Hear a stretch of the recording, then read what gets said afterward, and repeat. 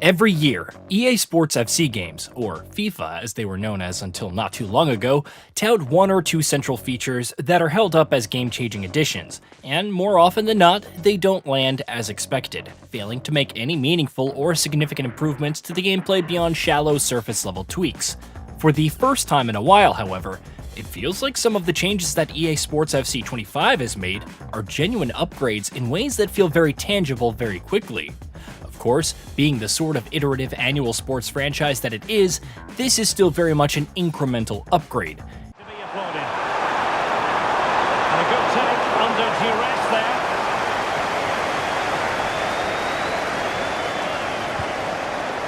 Attacking possibilities on the flank for City here.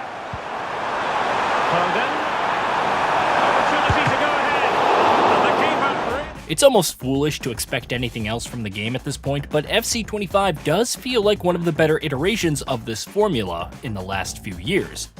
In particular, this game feels like a welcome reprieve for those who like to spend the bulk of their time in career mode, a mode that's been a series staple for as long as anyone can remember, and yet has still received little more than superficial and meaningless upgrades most years, leading to consistent decline and stagnancy.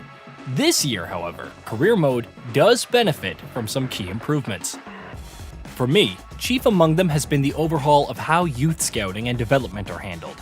In FC 25's Manager Career Mode, there is a greater emphasis placed on youth development than in previous years. Scouting and recruitment are done largely as they used to be done in prior years' games, but the way you develop talent now feels much more active, giving you a much greater control over how academy players are developing and also offering much more tangible results. Not only do your development and coaching plans make an actual difference to your young talent, as they grow older, you can see visual changes in their appearance and physical attributes. There's also Rush, which is a brand new introduction in this year's game, a 5v5 experience that alters some of the on-pitch rules of the game to offer a faster, more open-ended, and more end-to-end version of an actual 11v11 match. Of course, those who have played any of the last handful of FC or FIFA entries will instantly see Rush as a somewhat altered version of Volta, though there are a few key differences at play here. Rush is, for instance, integrated into each larger mode, rather than only being its own separate thing. So off we go at 1-1 now.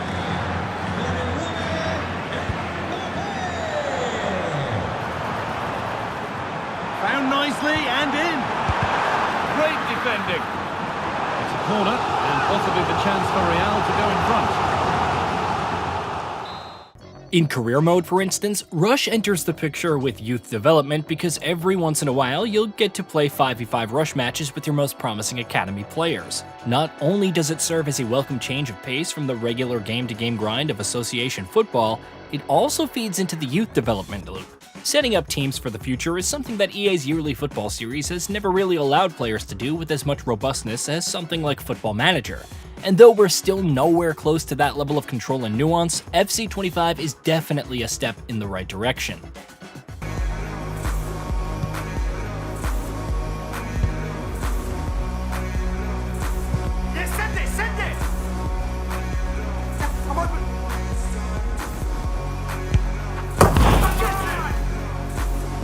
Another key change in this year's game that definitely works out is the introduction of player roles, which is something that fans of the aforementioned Football Manager series will be perfectly familiar with. Player roles work exactly as intended, allowing you to tweak what a player is supposed to be doing on the pitch beyond just the broad scope of the position they're playing in. Do you want your fullback a traditional defensive player who likes to remain wide and makes overlaps, or would you prefer a more Gardorial-esque system where your fullback is inverting into the midfield? Is your midfielder an all-action box-to-box type, or would you prefer they remain forward and focus on creating chances? Do you want your striker to be a fast and furious target man, or is it better for your playstyle if they drop into the midfield and help link up the play? Past year's games have sort of allowed players to set these instructions through combinations of specific tactical options, but with the introduction of player roles in FC 25, all of that becomes much more immediate and much more convenient. While more importantly, you can also unmistakably see how the choices you make impact your system and the things that your players do on the pitch. The many different player roles available across all positions combined with the more flexible tactical options and settings provided in FC 25 to give players much finer control over how their team plays on the pitch. You can, for instance, now also set specific instructions for how your team is shaped and positioned both in and out of possession, which the more tactical-minded managers out there will surely appreciate.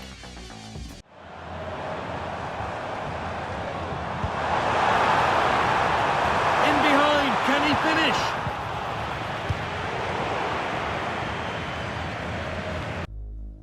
Of course, not all aspects of the experience have seen similar improvements. For instance, press interactions and the entire player morale system as a whole remain as ineffectual and shallow as ever. Yes, press interactions now come with entirely new sets of possible responses, and yes, they are much more strongly related to actual games, players, and their performances, but ultimately, it's the same old system wearing a new suit, which means it has all of the same flaws. Very rarely does any of it feel like it matters, which makes it one of the more easily ignorable parts of the game. Transfer and contract negotiations too are a bit unpredictable at times, as they have been in past years, while I'm also not sure I'm completely sold on the new UI. Having an entirely new look and layoffs for pretty much all of the menus is definitely a nice change of pace, especially for someone who spends as much time in the menu's heavy career mode as I do. But the UI does feel a bit clunky at times. For instance, changing your team tactics, lineups, and formations feels somewhat unintuitive at first, though I do realize that a lot of that will go away as I get more used to the new UI. Or so I hope, at least. From a visuals and presentation standpoint, meanwhile, there's plenty to be impressed by. EA Sports FC 25 does bring over a lot of the technical rough edges of its predecessors, from commentary bugs to the occasional animation glitch and more, but by and large, the game looks and sounds great. There's an expanded roster of pre- and post-match cutscenes, player models and faces look great for the most part, stadium and pitches look spectacularly detailed, the crowds and their chants sound excellent. It's a solid experience, if not a breathtaking one. More often than not in recent years, I've come away disappointed from the big headlining changes and improvements that FC and FIFA games have touted, because more often than not they end up being buzzwords for changes that are superficial at best. This year, however, I've been pleasantly surprised by the legitimate and tangible improvements to be found in the game. For starters, the career mode enthusiast in me is ecstatic at the mode finally getting some long overdue attention, while key changes made to the on-pitch action, with things such as player roles for instance, improve the gameplay experience for the better as well, especially for those who like to play around with their team's tactics. For multiple reasons, EA Sports FC 25 is definitely one of the series' better outings in recent years. Hey, did you know that we at Gaming Bolt upload new videos every day? Stick around, drop a like, subscribe, and hit that bell. And let us know what kind of content you'd like to see in the future with a comment below.